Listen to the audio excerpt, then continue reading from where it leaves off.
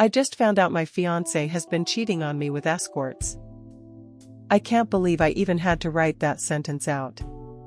We have been together 8 years, engaged for 6 months. We have had problems connecting lately due to a host of underlying issues.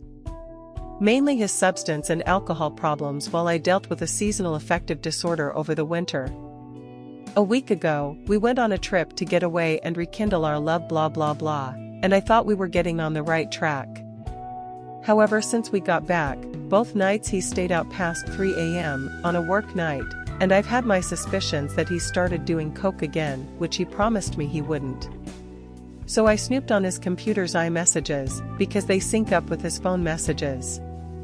And yes, he was texting with his dealer and sending pics of him doing coke to his friend Greg. But then I noticed the texts to Greg were weird, like heart emojis and I miss you, so I kept scrolling, and there were all these explicit texts and him telling this girl he loves her and how much he despises me. Obviously Greg was a fake name. And honestly, all this shocking stuff, I still believe I'm in some kind of nightmare. He's been sending her thousands of dollars, and based off their conversations, she's not the only escort he's been sleeping with, and he hasn't been using protection. The kicker is I've been helping him pay rent, and sending him money here and there, because of cash flow issues with his business. And he has cash flow issues, because of the prostitutes. I don't know why I'm posting this here, maybe because I'm too embarrassed to confide in anyone I know. Maybe hoping to hear how other people have gotten through similar situations. He's going out of town next week for work, which I now realize is meeting up with this escort, and I'm planning on just moving out without saying anything. I also plan on telling his dad what's going on, since it's his father's business too, and he's taking company money to pay for escorts. I also think I should tell his dad about the substance abuse, because he's going to end himself with the path he's on. Coke, Adderall, Xanax, booze, any other substances in the vicinity. I actually hate him to my core right now, but don't actually want him dead. Sorry for the stream of thought, it's just 3 a.m. and I can't sleep, and I feel so blindsided and hoping if I ever fall asleep I'll wake up and this never happened. Update. This is an update to a post I made almost 3 years ago. Oh wow, I had completely forgotten about this throwaway account I made and just stumbled back on it. As someone who hates when people don't provide updates, I realized that I never provided one. Also, rereading my prior post, it sounds so fake. I'm starting to realize half the crazy posts I think on Reddit are fake actually are probably real. Anyways, on to the updates nobody asked for, and honestly as it's been almost 3 years at this point it feels like a lifetime ago, and I can't believe that was my life, so sorry if details are a little glossed over. For starters, in hindsight, finding out about the cheating was the best thing that ever happened to me. I have weird anxious thoughts about the alternative timeline me who never discovered any of this and stayed in that relationship. After I found out, the next day I went and got STD testing, found out I was all clear, and the nurse was actually the first person I told about what happened. I immediately started the process of moving out, emailed landlords separately to let them know we would not be renewing. Luckily we only had like 2 months left. Since he was leaving in a couple days to go out of town for work, I decided to just suck it up and play it cool till he left. Once he left, I packed up all my stuff, hired a moving company to keep my things in storage until I figured out where I wanted to live, and booked a flight out to California to stay at a hotel on a beach with my dog, and I have family out there.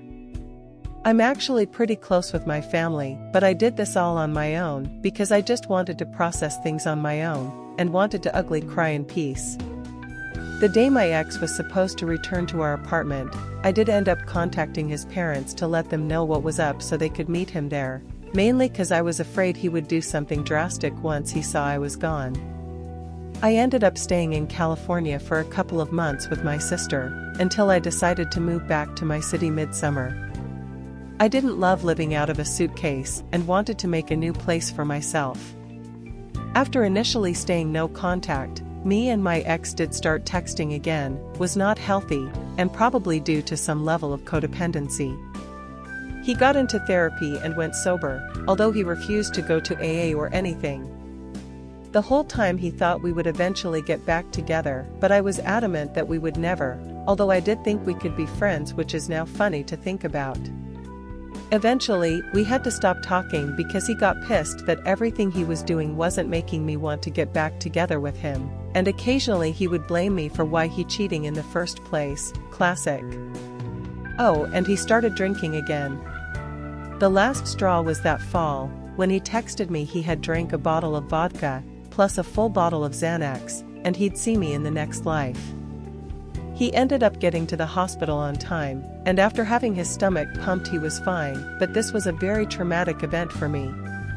After everything was handled, I blocked his number, which probably should have happened from the start. That saga more or less ended back in November 2021, so flash forward over 2 years later and some present-day updates. I'm a completely different person, to where my family is shocked. I hadn't realized how much that relationship was affecting me negatively. I used to truly be a glass half-empty person to the core, and now I'm so easygoing, happy, glass half-full type of gal. And I lost like 40 pounds, not that losing weight is always a good thing, but in my case it was. I'm 33 now, and to all the ladies out there afraid of starting over in their 30s, don't despair. I have been dating my amazing boyfriend for 2 years now, who is actually perfect for me. My ex and I were opposites. He was a chaotic wild card, grumpy, and really not a kind or considerate person, really embarrassed why I was dating a person like this.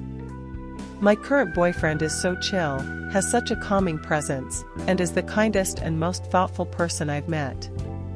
We have not had a single fight in the 2 years we've been together and are just very respectful of each other, something that at the core my last relationship lacked. My ex seems to be doing fine, hasn't changed much from what I hear through the grapevine. We don't really talk, but I wish him the best. Top comments. Congratulations for getting free from him. Your ex will never change, it doesn't even sound like he wants to change. Thanks. I think at the end of the day, as they say, people really don't change. Even myself, while I seem like a different person, I think I am the same at the core, just a happy version now that I'm not weighted down by all the stress and negativity of my prior relationship. Congrats on your new life. Can you tell us about how you met your current partner? Reddit says your last post was 2 years ago, so it's reading like you basically jumped into this relationship immediately after splitting with your ex. Which obviously is whatever, because it's worked out for you. The Reddit date is actually a little confusing. My last post was actually March 17, 2021, worst St. Patrick's Day ever, so it should probably say 3 years once we get to that date.